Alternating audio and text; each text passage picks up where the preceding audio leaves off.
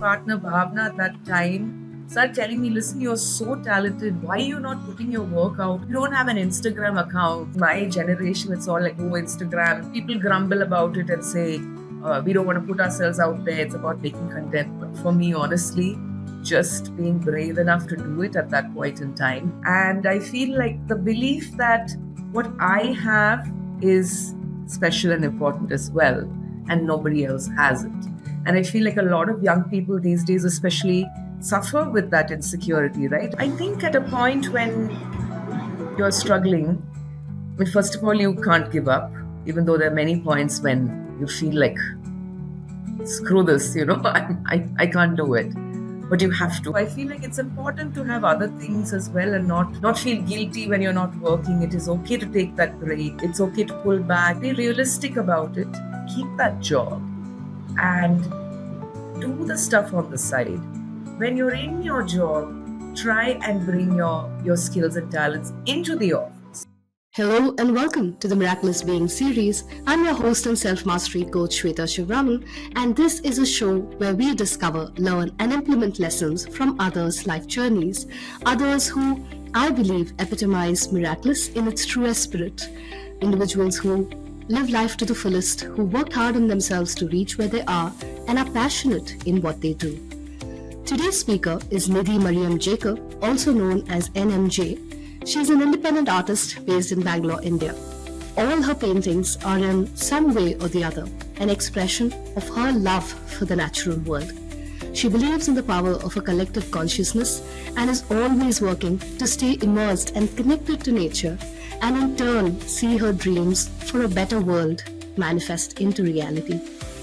I love Nidhi's paintings and actually own a small art print in my work desk too, and it's such an honor and privilege to have her on this show today. I'm really excited for our conversation, so let's dive in.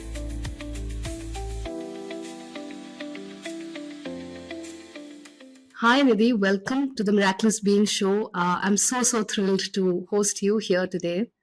Thank you. I'm so happy to be here as well. Hi, Shwetha. Lovely. Hi. So, Nidhi, I know we have so many things to talk about, but maybe a good starting point can be if you can start us off by telling us a bit about your childhood. I remember you mentioning that a lot of your paintings, the one we can see in the backdrop also, is inspired from spending a lot of time outdoors as a child. So, if we could start there. Yes. So my earliest memories of my childhood are with my mother. She used to be an avid gardener, and my grandfather was kind of like a naturalist. He would, take me out on walks and show me like flowers and plants and give me botanical names, even though I was like 3, 4 years old, of different plants and things like that. So it started there, and my mother was. I always felt like my mom had some kind of like magic in her fingers or something. She would like pluck little things, stick them into the mud, and they would grow. So I always thought like, oh my God, is she some kind of nature goddess or something? So I was always so kind of inspired by her when it came to growing stuff and growing plants. And we would do a lot of outdoor stuff. And my grandfather, although the place is no more in Chennai, he used to have a little space. I don't know if you are you familiar with Chennai? Next to Golden Beach and all that, there used to be this Mm-hmm. property that my grandfather had, which is not there anymore. So we used to Okay. go and watch turtles in the Yeah. turtle season, and go and spend so much time there under the trees, just walking around. And yeah, those are my earliest memories of really just kind of enveloped by nature. So Wow. yeah, yeah. Yeah, no wonder the paintings also, the flowers are so real. Yeah, Amazing. Hmm. yeah. I was always inspired, like always, everywhere we went, we would go to we used to travel by train and stuff. So a Hmm. lot of my summers were going from Bangalore to Chennai. So in the train stations, you remember the champa flowers. Now you don't see it Hmm. anymore. Like flower sellers don't sell those anymore, but the orange champa are so nice smelling. And I Yeah. would want that. I would want one long string so I could make my hair look long, yeah, so it was beautiful, all those things to like think about it and remember it. And since my mother is no more, my mom passed in May, so it Hmm. keeps coming back, all these things. Yeah. Yeah. Yeah. I can imagine. Such a deep connection, right, with nature and her. Complicated, but a deep connection. Yeah, What is not complicated in our yeah, lives? literally. Yeah, yeah. Yeah, yeah. How wonderful. And, if you were to look back from your early childhood to where you are today, if you were to look at what were some turning points in your life that shaped you into who you are today, what would some of them be? There were so many. I mean, I can't think of one, but it was my pet squirrel dying, and realizing that life is the life ends. Maybe we lost people, uncles, aunts, and I think watching my mom go through so many losses and stuff like that taught me how to be stronger, and uh, realizing at some point that I like girls. You Yeah, know, I was like, oh, do I like women too? Kind of thing. So all those were turning points for me in many ways. And in school, I was like quite a, not a te- I wouldn't say terrible looking child because nobody's terrible looking, but I was this quiet, kind of anonymous kid in school. And then when I passed out of school, slowly started blossoming. I was in a convent, Sacred Hearts in Bangalore, and it was an all-girls school. Of course, I had like beautiful days in school and terrible, you yeah, know. But coming out of school and slowly finding myself, finding my way. Of course, the teenagers are not really you just it's crazy. yeah, But yeah, finding my way through my teens and twenties, and coming into my 30s, I feel like yeah, those were life-changing events for me. Yeah, yeah. having my kids, so many things. Yeah, yeah. Well, True. And I think one of the times that you also mentioned was the whole period or during your separation where you had to stand on your own feet and become yes, independent. If you're yes. comfortable sharing that, how did you navigate that transition, and what kept you going in that period? It was a very tough period. First of all, I didn't think that I would be the person who got separated from my childhood sweetheart. Actually, and I kind of did everything in life in a way that was satisfactory to my family. Oh, she did this, she did that. Even though my mother always complained that I didn't do medicine, and she'd make jokes and say, "Oh, my daughter, she was supposed to be holding a stethoscope, but now she's wielding a paintbrush, and I don't know what she's doing with her life and that kind of thing." But I'm like, "Mom, I'm doing okay." I didn't have to be a doctor, but overall, yeah, I met my ex-husband in school. After school, we got married, and then we had the kids, and I mean, life was going okay, but things change sometimes. That's what life is.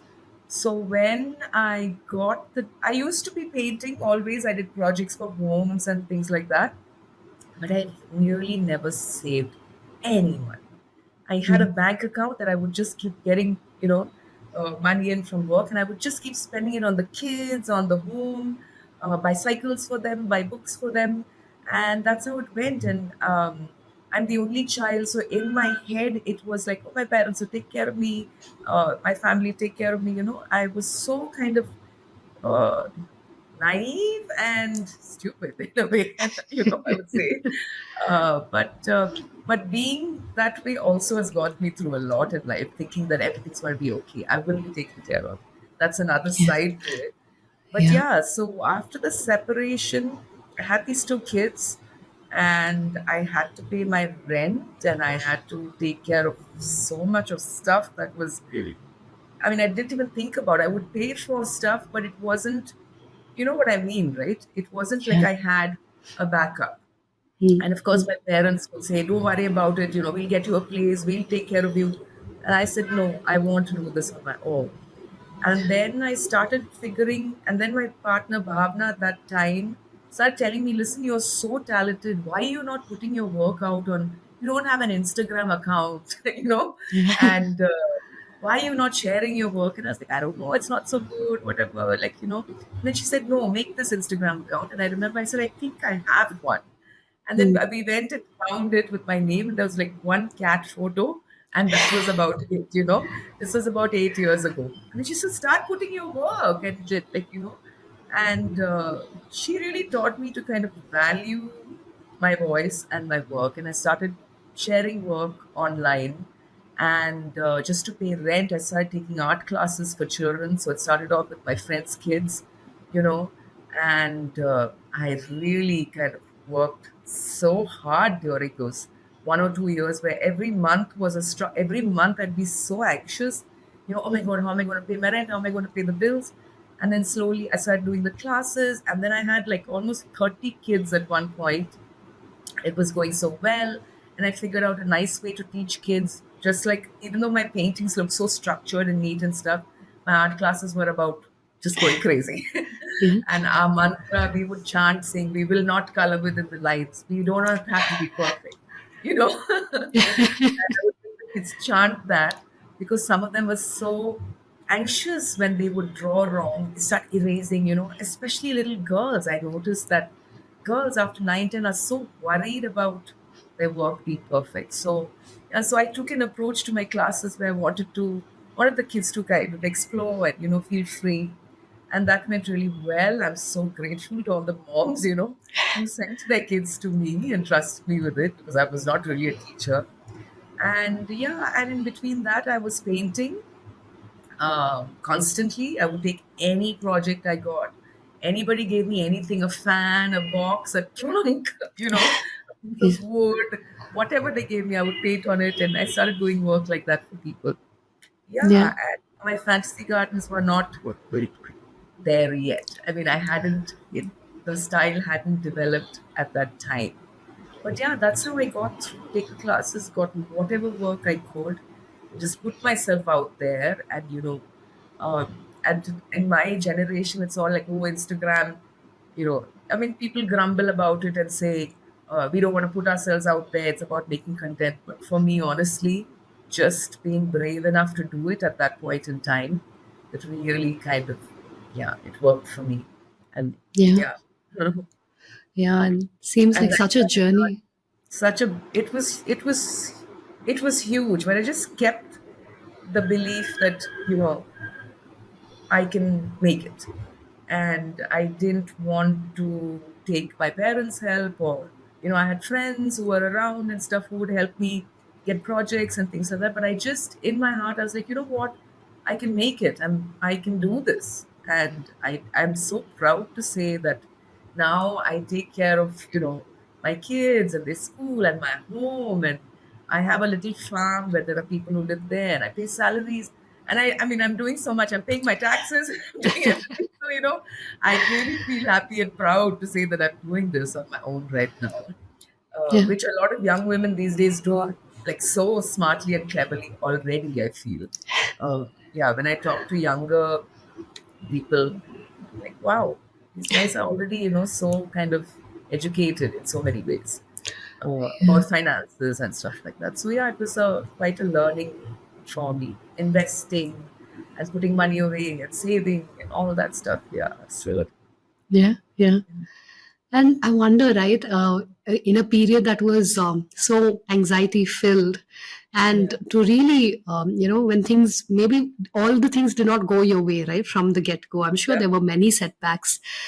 It's so easy to lose your faith in that period. What kept you believing in your dreams as an artist during that time? I think a lot of it was based on need as well.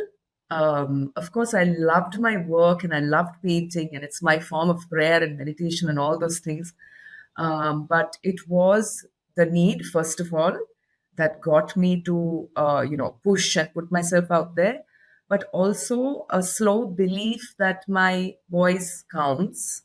And I didn't really believe that truly, completely, before that.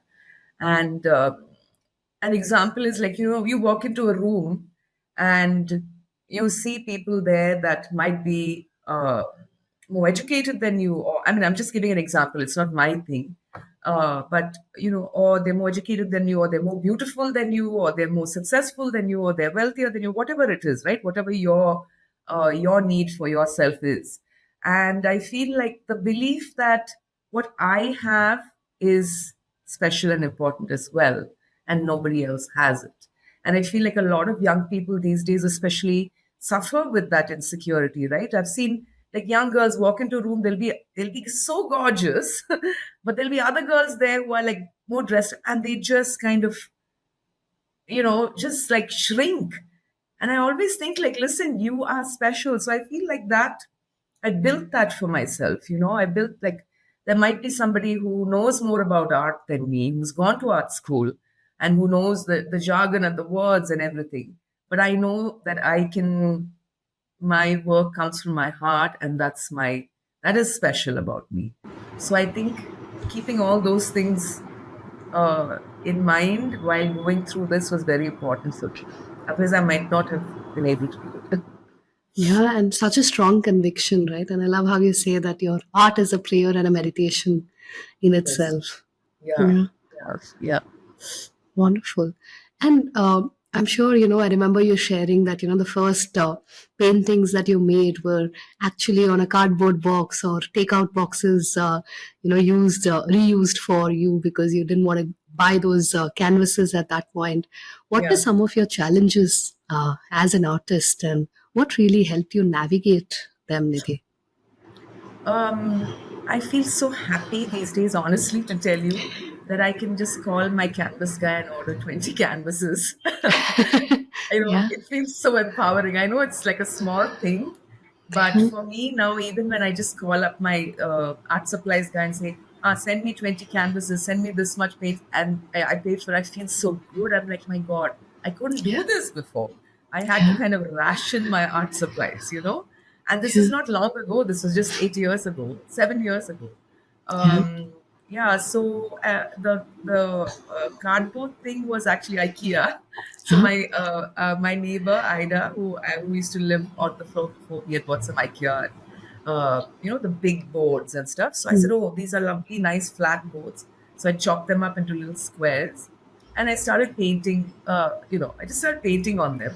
Um, and one of the pieces was a fantasy garden that style just arrived. It Mm. just came Mm. came on the road, and it was a very dense. You've seen the work; it's like Yeah. dense, illustrative looking, very childlike style. So I painted that one. And I put it up on Instagram because I was like so enthusiastic about my Instagram at that point.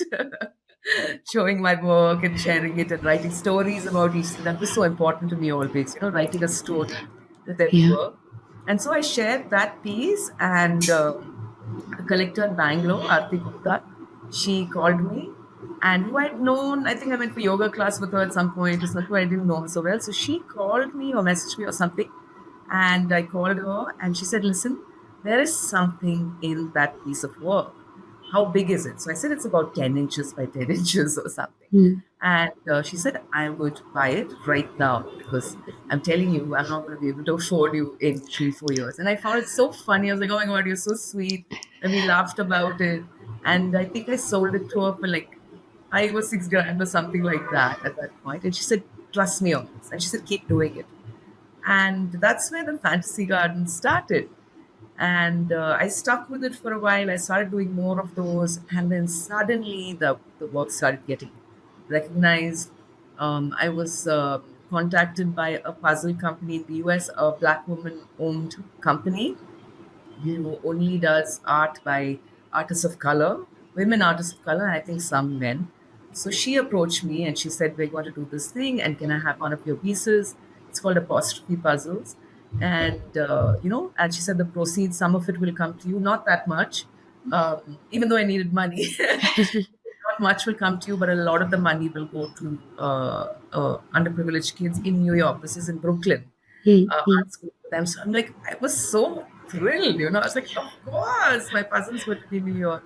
So I sent out that work, and slowly people started recognizing my work. Galleries started calling in, and yeah, that's how the fantasy gardens came up. And now I'm known as the garden lady. Like post on my book, like, hey, you're the garden lady. Yeah, and So the most beautiful gardens. yeah. So yeah, that's how the gardens happen. Sorry, what was the other thing you asked me? How did I? Navigate these obstacles that came along your way of being an artist?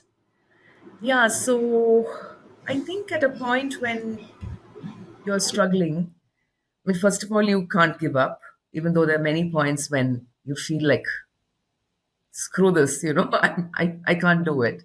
But you have to. I had two kids and the most amazing kids that, I wanted to do the best for them. Um, so I just kept going with the work. I just did everything that I needed to do. So I was packing, chopping stuff, going to the market, buying my work, like saving money in whatever way I could so that, I could build this life for myself. And I just kept painting. And the other thing is with the gardens as well, it's such a childlike illustrative style. I used to do a lot of realistic looking paintings, but I chose this because I felt like children loved it. It spoke to older people, and always as an artist, I think you should love your work, and not be worried about what an audience thinks. Of course, you're painting for your collectors and you're painting for art lovers, but there were so many people like, oh, what are those gardens? It's so simple, it's so simplistic and things like that. But I really believe that I was putting something out there that was beautiful and that would remind people of the beauty of the natural world. And so I just stuck with it. I was like, you know, um, yeah, yeah. So Yeah, and when I heard your story the first time, also what struck me was we are a generation of instant gratification, right? We are constantly looking for yeah, overnight successes and wins, and having done it yesterday, I think your journey reminded me of that perseverance, right? To really have that belief, faith, and conviction, and to pursue it at all costs. yeah, yeah. I just, like I said, I'm so technology challenged. I did do graphic design at some point, but I just felt like I just cannot sit at a computer. I cannot sit at a table and work. And I always told myself, whatever I do, I will work with my hands, Yeah. to make a living. I'll figure it out. Like whatever Mm. it is, I'll figure it out, but I will work with my hands. I do not want to go to an office. I don't want to be, I mean, that's my choice. Some people love it, of course. Right, right. So yeah, so I feel like just like believing that and saying, I'll do whatever it takes. I feel, yeah. And then when challenges come, they come. Of course, when now I can say it easily and say, when challenges come, they come and you go with the flow and all those things. But it is really hard. It's easy to say, okay, it's good. Let me, whatever, take money from my parents or let me just get a job somewhere or whatever. But Yeah. yeah, I just believed that it could happen. And there were people around me. That's another important thing. There were so many people around me who believed in my work. And I don't know if you've heard of this project that I did called Breathing Canvas. I saw it online. Yeah. Yeah. So this was in 2016 or 17. That was another thing that really kind of, you could say, turning point in my life was Yeah. Breathing Canvas because of course, I was painting on different materials and different medium such things. And one day I was like, I want to paint on something that's alive, that's breathing.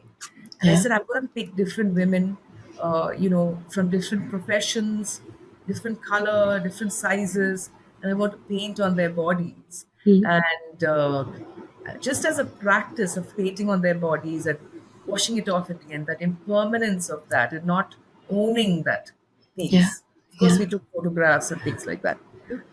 That was a huge lesson for me as an artist. It was like almost a course, Yeah. because I'd never went to art school.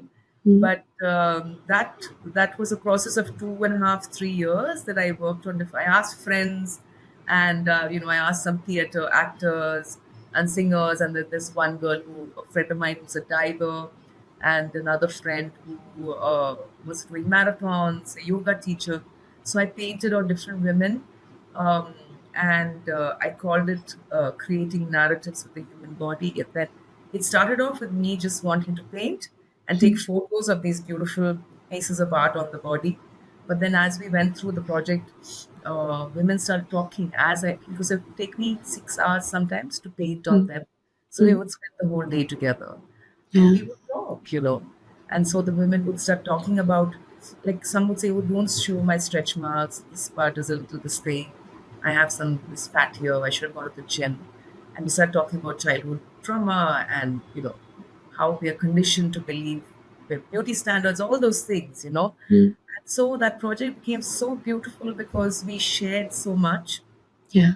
and that was truly one of the turning points because that work was it really was accepted by the community so well because we had testimonies of each subject that I painted. They wrote about their experience, and I'll share some stuff with you.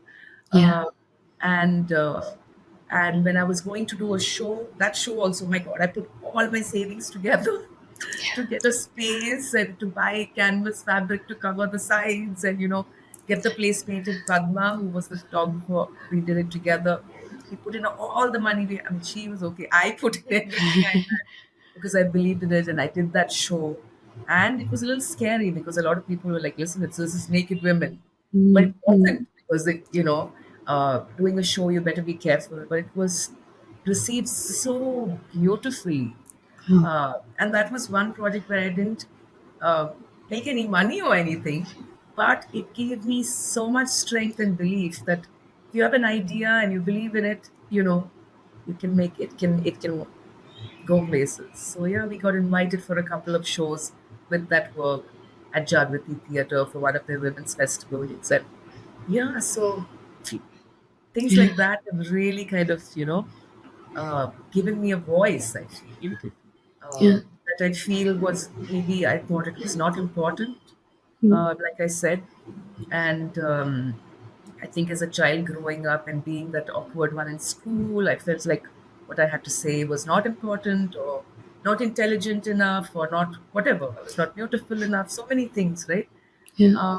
And I think going through all these things, taking those risks, and saying, I believe in this, let's see what happens, and just loving the work has really taken me far in Yeah. Yeah. my Uh, how profession. powerful.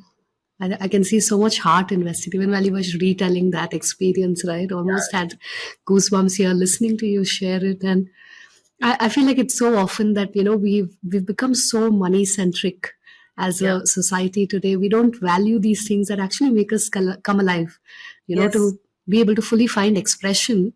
Uh, Fulfillment can mean so many things and not yeah, just monetary success. And yeah, yeah, yeah, absolutely. Absolutely. I mean, for me, of course, I would say, like, I do say money can't buy you happiness, but it does also because it yeah, that's makes the paradox. yeah, because it does give you a certain amount of freedom to do Yeah, more. And I feel like once that happens, I came to the realization that okay, now I've had these good years, right? And I am making the money and I am getting financially independent. But I feel as you get older, there are different phases of life, right? Like you're in your 20s, you're trying to figure out what you are, what you want to do. In your 30s, you're kind of making that happen. And I feel like in your 40s, slowly you start thinking about what can I do for other people? What can I do to make other people's lives better? So I am slowly getting to that place yeah, where I can use my resources to kind of help others in some way, in some small way, or empower them in some way. yeah, So yeah. yeah, I think that way money can be powerful. Yeah, yeah. Yeah. And I know you're very passionate and vocal about women being financially independent. And if probably there are, most of our audiences in their early 30s or Yeah. late 30s, if you had any message for them around this financial independence, what would that be from your life experiences? I feel like the first thing that women shouldn't say, which I feel like now, like a lot of the woke kids don't say it, but I know that my generation, when I'm sitting around with women, sometimes they say, I don't know all this finance stuff. To talk to the guys, and I get so irritated now. I feel like I know what I'm doing because I have learned it and I've figured my way because I'm going to take care of myself, and it's so important to know that. And now I can sit with a bunch of guys at a dinner and say, "This Yeah, is what I'm doing. This is where I'm investing. What do you think?" And I feel so strong about it, and not kind of separate us in that way at all. yeah, And I feel saving is a huge thing. saving money, living a little below your means is okay, Yeah. especially in this culture where everyone wants to be wearing the best stuff. And, my kids themselves are like, I want Nike, I want, they want the big brands of shoes. And I'm like, listen, guys, I can get you one, but, you know what it takes to get these. So there's that. And I feel like for myself, at least this is what I did. I really worked hard. And then I learned I formed a culture in my brain that started saving and putting money away. If it meant not going for that dinner or not getting that extra shoe or not taking my kids to some big thing, I did that for a while, but that enables me to do good things now. I mean, have a blast Yeah. now. Yeah. So I feel like saving, investing, and educating yourself. There's so many um, programs and stuff online where women talk about. I'm sure you know about it. You're aware of all these things, but for me, it's all new. Yeah. About investing and how to do it and save and all those things. So yeah, uh, Yeah. yeah. So I would say, Yeah. yeah, Begin early, right? In terms of saving and investing and I feel like actually getting to know. schools should do that actually. Yeah. Bring about some awareness in terms of finance and things like that as well. Yeah. Very basic education thing that we need to know. Yes. Yeah. Yeah. Yeah. Lovely. The other question that I'm always curious about, right? I think you've been an artist for the last 8 years or more. I've always been an art. I mean, I've been Ah, painting, but I huh. say artist now. Okay. All right. Others I say, oh, I paint. Okay, let me ask you this way, right? I mean, over the years, what are some practices that have actually helped you sustain your creativity and not really, go the edge of burnout or exhaustion? Yeah. Um, Now my work, I mean, there's so much work, right? I mean, I have to be in the studio for many hours a day to keep my commissions going and to, keep the work going. And at any point, if I start feeling like I'm just producing work, just to Mm. make the money or just to satisfy a gallery or to satisfy my clients, I have to make like a really conscious effort to pull back and say, today, I mean, even if it's a day, even if it's 2 hours to go Mm. take a walk or to do something else. I mean, as simple as that. Pull back, learn something new, go for a gardening class. Like now, this month, I'm going to be doing, my partner Bhavna is actually a theater actor and teacher. So Mm. I'm joining her for a show that she's going to be doing with a director, and I'm going to be a part of it as well. So I've Wow. spent 1 month rehearsing it, to be a part of that show. So I feel like it's important to have other things as well and uh, not feel guilty when you're not working. It is okay to take that break. It's okay to pull back. It's okay to say, I'm not coming out for 25 dinners or, you know, take time. So for me, I could, in some way, my kids sometimes say I'm a workaholic. So it's very important for me to kind of say, okay, today we are all going to have dinner together because sometimes I'm in the studio, I'm in my home studio. So I kind of get lost. I'll say, guys, it's 6:30, 8 we'll have dinner. It's 8:45. Kids are in their rooms. Bana's doing her own thing. I'm painting and I've forgotten. So then I have to put alarms and say, otherwise the family is just having dinner separately. And my daughter kind of keeps us together and says, we have to sit together as a family. So work can take over that way. And because Yeah. I love it, I can just forget about everything else. But when Yeah. you do keep working and it's focused work, you have to rest, you have to take a break, do other things, Yeah. breathe. Yeah. Yeah. Yeah. Sorry. How wonderful. And say there is some listener listening to our conversation later who's just getting started or is in the middle of making their dreams a reality. What would your message be for them, Nidhi? So I've had many younger people ask me, I want to be an artist too, or I want to go into music or whatever, any kind of art, Mm. or the arts field. Um, but I don't know how I'm going to do it. Either it's the parents or either it's finances or whatever it is that holds them back from, say, just doing it full time, right? It's not easy. So I always say, be realistic about it, keep that job, and do the stuff on the side. When you're in your job, try and bring your skills and talents into the office. I mean, try and do a workshop in your office. You could try and bring your skills into the space that you're in. Because Mm. otherwise, sometimes if you're going to be saying, oh, this is not going to work out for me, I'm just stuck here, and not bring in your skill or belief wherever you are, which is a possibility. You can try if you have the passion to do it. You Mm. can bring in your skills and love for whatever your what you're passionate about into the place you are, and try and take it from there. So I feel like that's one thing. You don't have to quit your job to um, follow. I mean, you can do it if you think that it can happen. You can experiment. That's one thing. Uh, One thing, the other thing would be continuously learning and being open to learning and criticism, and not think that you are the best at what you do because there are 100 other people who are better than you, millions, Yeah. right? So I feel like, yeah, continuously learning, sticking with it would be things that, yeah, I would Yeah. say. Yeah. Absolutely right. And I think um, I think each of us have our parts because I know that I work with clients who say no, I'm a Puritan, right? It's either this or that, and not it Correct. doesn't work for me if it works in between. But like you said, to be realistic about it, right? To not be deluded in pursuing it when you're not seeing the results, but to keep changing and adapting, and of course to persevere. Yeah, yeah. I think sticking with it, I mean, being consistent is huge. Yeah, I feel like being consistent with what you want to do is a huge thing. Like you cannot paint two things and say, now I'm an artist. Why is nobody buying my work? yeah, People want to see that you have made 100 paintings. I read it somewhere when I was much younger. Like mm, a true artist or Van Gogh or somebody was recognized after he made 100 paintings or something like that.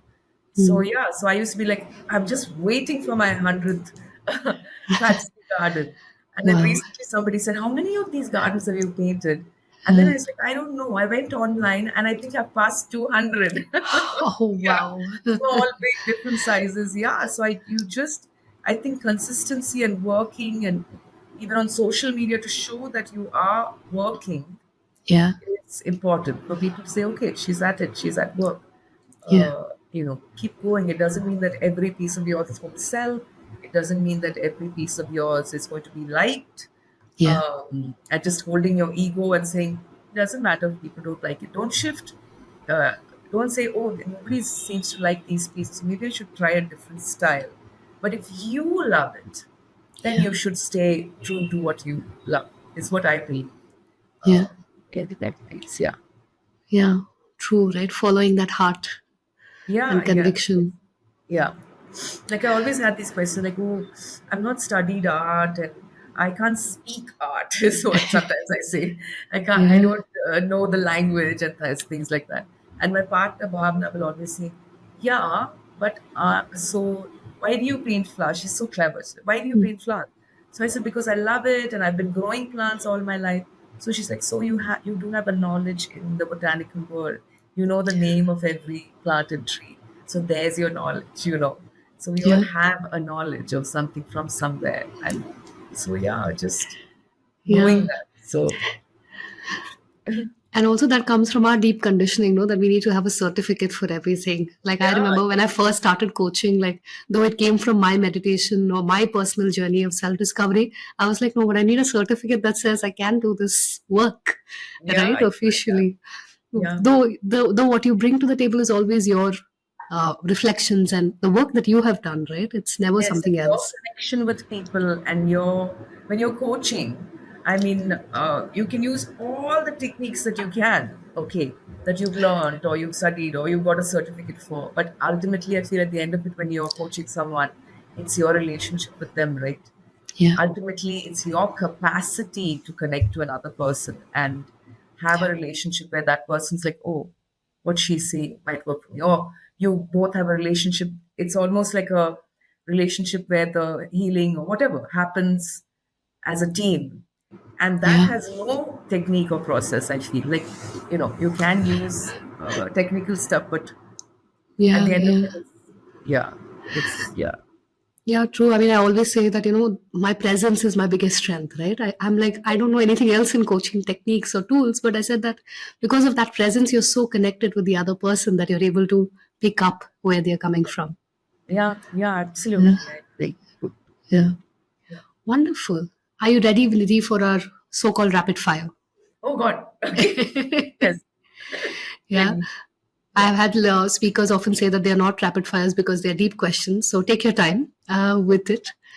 So the first question we always ask our guests is to share if there were any, I don't know, books, movies, podcasts, whatever way you consume information that have changed or transformed your life or that are special to you. I listen to a lot of podcasts right now on science and neuroscience and all that. But books, I would say, Women Who Run with Wolves, which I read about 10 years ago, maybe, by Clarissa Pinkola Estes. I mean, I've forgotten many parts of it. That kind of shifted a lot of things for me in terms of being a woman and the energy that I bring to lives and and the different sides of me. There's no one side. There's like a billion sides to everyone, not Yeah. just women. But that was one book, and I'm presently reading Principles by Ray Dalio. I'm not finished the book. I'm in the process, but that is one book that I keep kind of going back to for pointers. So those two, I would say there are many, but those are the two I can think of right now. Yeah. And Yeah. Principles is like he's so cleverly made the book. It's like a little Bible. I don't know if you've seen it. I It's a bought it. You recommended it in our, when you had shared that snippet for Thrive oh in the yes, yes, yes. 30s. Yes. Yeah. So it's like almost like a Bible, Huge. like a Yeah. black book with a yeah. So I love the design of it too. So yeah. Yeah. Yeah. I'm still not through it. It's quite Yeah, it's a heavy. tough one. So I keep going back one page, then I'll go back later. So yeah. Yeah. Yeah. Lovely. If you had one non negotiable, Nidhi, to live life to the fullest, what would that be? Fun.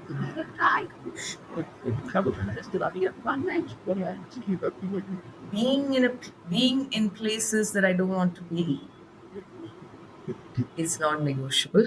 Hmm? Um, Doing things that I don't feel good doing, whatever it is, Yeah. it's non-negotiable. It's a tough one to keep to it. Um, yeah, I think though that would be just being true to. It's a practice almost. I feel like it's a practice when, um, yeah, Yeah. Yeah. Just being true to yourself. yeah. Yeah. It's not easy. I'm not saying I do it all the time, but Yeah. And in yeah. a world of distractions, I think it's so hard to get away Yeah. from who we Yeah. are. So I keep saying, like when there are different things happening, different events. Actually, I'm doing your recording podcast after a very long time. This is the first one in a really long time Yeah. because there was a time when I said, well, I don't feel like talking. Yeah. I did lose my mom. It was a huge loss in me last year. So yours is actually the first recording I'm doing after like 1.5, 2 years, I think. Wow. So, Thank you. but yeah. So things like that. So I've always been like, I will not be somewhere where I don't want to be, Yeah. and it might be difficult at that point. You might have people questioning you and saying, "Wait, why did you come for this thing? It's important." But ultimately, it matters that you do it for yourself. And yeah, so that is non-negotiable. Yeah. Yeah. And such a powerful one. Yeah. The other question that I often check with my guests is to say, today mental well-being is talked of so much. What are some practices that you inculcate in your routine that enhance or help you take care of your mental well-being? So I am premenopausal. So I'm going through a lot right now. Uh, the sweating and the heat and the hot flashes and the moods and Yeah, it's yeah. crazy. So I wouldn't say I'm the calmest person right now because I go through where everyone's at this walking on glass. It's like my kids and my partner, like, what is mom going to say now kind of thing. I turn into this dragon sometimes. But I think just being okay with taking time. I have difficulty doing that. I do have difficulty resting Yeah. and not doing anything. Even though I enjoy it so much, last Sunday was for the first Sunday in a long time. I did nothing. I Yeah. just home and hung out with my cats and just ate and slept and things like that. So, what was the question? What do you do? Yeah. Any practices for your mental well-being? Yeah, I feel like detoxing from the phone, scrolling. Oh my God, it's so addictive. I love it.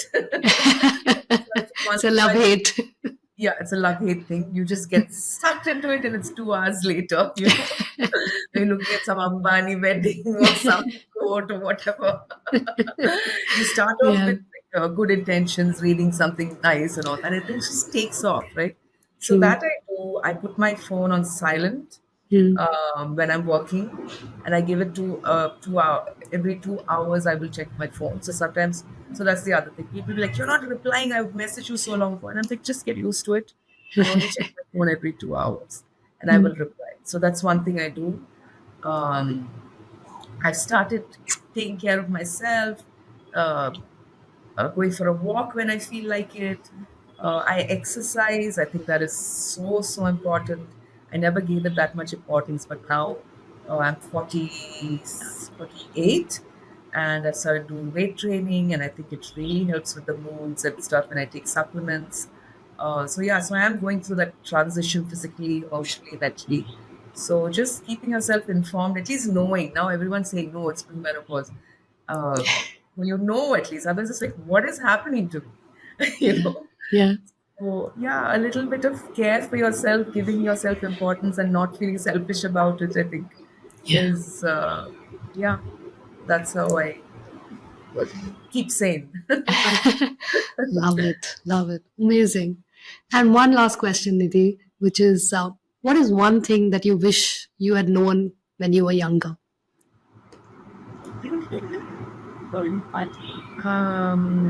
That each of us that I had something special to give to offer the world. Um, I would have told myself at the lowest times in my life that I wish I could say, "You're going to be here," because I never thought that I would be where I am today. So, yeah, I think the human experience is full of suffering and happiness and sadness, and I feel happiness is overrated in a way. I think joy maybe is a way to look at it, feeling moments of joy, fleeting moments of joy, and to cherish those.